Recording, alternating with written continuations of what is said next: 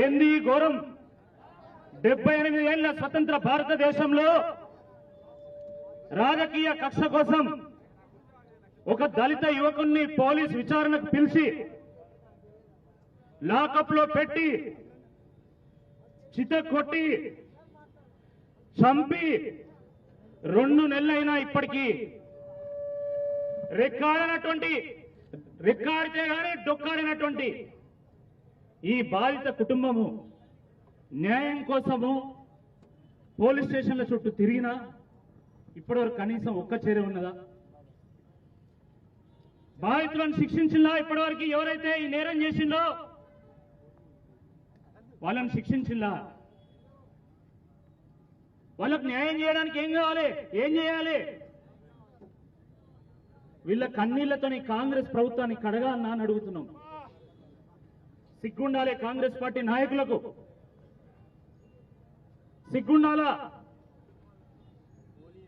తెలంగాణ రాష్ట్రం సిద్ధించిన తర్వాత కేసీఆర్ గారు ఈ రాష్ట్రంలో ఉన్నటువంటి దళిత బిడ్డలు ఆత్మ గౌరవంతో స్వాభిమానంతో జీవించాలని వారి కలలు అన్నారు. అనేక దశాబ్దాలుగా వివక్షకు, అంటరాని తనానికి, సామాజిక దోపిడికి గురైనటువంటి దళిత బిడ్డలు ఆత్మ గౌరవంతో వాళ్ళ కాళ్ళ మీద వాళ్ళు నిలబడాలని దళిత బంధును ప్రవేశపెట్టిండు. దళిత బంధుతోనే ఆర్థిక పరిపుష్టితోనే దళితులు బాగుపడాలని చెప్పి కేసీఆర్ గారు కోరుకున్నారు. కానీ కాంగ్రెస్ ప్రభుత్వము, మార్పు పేరు మీద వచ్చినటువంటి ప్రభుత్వము దళిత బంధును బొందబెట్టింది, దళితుల యొక్క ఆత్మ గౌరవాన్ని కూడా బొందబెట్టిందని చెప్పి ఈ సందర్భంగా మనం చేస్తా ఉన్నాం. ఆయన చేసిన పాపమేంది? ఆయన చేసిన నేరమేంది? ఈరోజు కాంగ్రెస్ ప్రభుత్వం 1,00,000 కోట్ల ప్రజాధనాన్ని కొల్లగొడతా ఉంది. దాంట్లో రాజేష్ చేసిన పాపం ఎంత అని చెప్పి ఈ సందర్భంగా కాంగ్రెస్ పార్టీని ఈ సందర్భంగా మేము ప్రశ్నిస్తా ఉన్నాము. ఈరోజు కర్ల రాజేష్ మీద జరిగినటువంటి దాడి కేవలం రాజేష్ మీద జరిగినటువంటి దాడి కాదు. ఈ రాష్ట్రంలో ఉన్నటువంటి అమాయక అభాగ్యులైనటువంటి నోరు లేనటువంటి దళిత సమాజం మీద జరిగినటువంటి దాడిగా ఈ సందర్భంగా మనం గుర్తించాలి.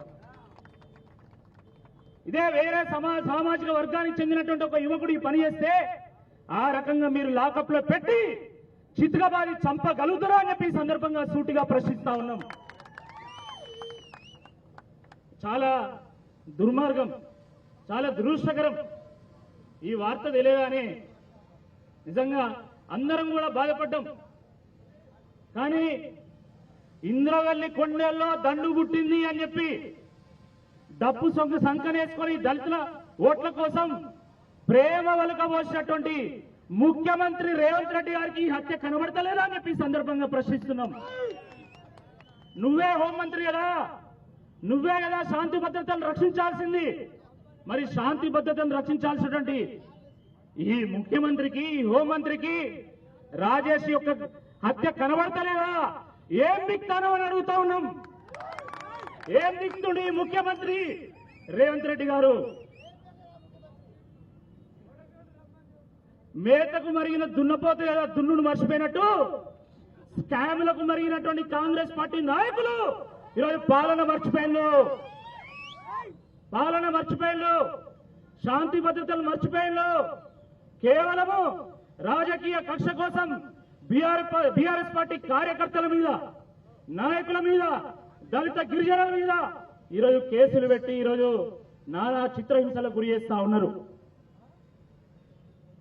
ఒక్కటి కాదు, రెండు కాదు, ఈ రాష్ట్రంలో నలుమూలల గ్రామాన బీఆర్ఎస్ పార్టీ కార్యకర్తలను ఏరుకొని ఈరోజు వాళ్ళ మీద కేసులు పెట్టి వాళ్ళను అణిచివేసేటువంటి ప్రయత్నం చేస్తా ఉన్నారు. అణిచివేత తీవ్రమైనప్పుడు తిరుగుబాటు తప్పదనేటువంటి వాస్తవాన్ని కాంగ్రెస్ పార్టీ గుర్తుపెట్టుకోవాలి. బిడ్డ, ఈ తెలంగాణ గడ్డ మీద పుట్టినటువంటి ప్రతి బిడ్డ టీఎన్ఏలో తగ్గింపు ఉంటది, తిరుగుబాటు ఉంటది, త్యాగం ఉంటది. తప్పకుండా ఈ తెలంగాణ సమాజం నీ మీద తిరగబడుతుంది అని చెప్పి ఈ సందర్భంగా గుర్తు చేస్తున్నాం. ఈ సందర్భంగా కాంగ్రెస్ పార్టీలో ఉన్నటువంటి దళిత నాయకులను ఈ సందర్భంగా ప్రశ్నిస్తున్నాం. ఏమైంది, మీరు కళ్ళు మూసుకున్నారా? అధికారం రాగానే అందులైలా ఈ దళిత సమాజం కోసం మీరు నిలబడరా? ఈ తల్లికి ఎవరు న్యాయం చేయాలని చెప్పి ఈ సందర్భంగా కాంగ్రెస్ పార్టీలో ఉన్నటువంటి దళిత నాయకులను కూడా మేము ప్రశ్నిస్తా ఉన్నాం. కాబట్టి మిత్రులారా, కాలాతీతమైంది. మల్లన్న ఇప్పటికే సింహం వల్ల గర్జించిండు. ఒక్కటే ఒక విషయం చెప్పి నేను ముగిస్తా. ఈ సందర్భంగా నేను ముగిస్తా. ఆ రోజు కారం చేడులో అంచివేతకు ఏ రకంగానైతే ఎదురుబడి తిరగబడి ఆ దళిత సమాజం కొట్లాడిందో, ఈ రోజు కర్ల రాజేష్ యొక్క హత్యకు వ్యతిరేకంగా తప్పకుండా దళిత సమాజం అంతా కూడా ఏకంగా అవసరమైనటువంటి అవసరం ఉంది.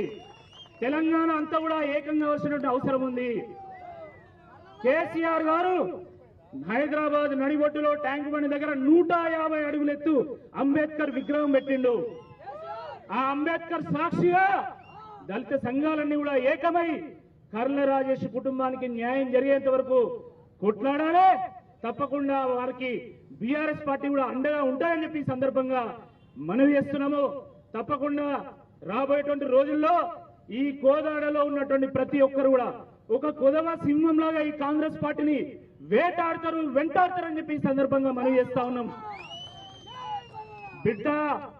బిడ్డ ఈ అన్యాయానికి గురి చేసినటువంటి వాడు ఎక్కడున్నా కూడా, సప్త సముద్రాల అవతలున్నా కూడా వాడిని గుంజుకొచ్చి ఈ నేల మీద దేకిస్తాం తప్పకుండా బీఆర్ఎస్ పార్టీ అధికారంలోకి వచ్చిన తర్వాత అని చెప్పి మనవి చేస్తూ, మరి ఈ అవకాశం ఇచ్చినటువంటి పెద్దలు మల్లయ్య యాదవ్ గారికి, మన కోలాడ బీఆర్ఎస్ పార్టీ సైన్యాన్ని అందరికీ కూడా పేరు పేరున ధన్యవాదాలు.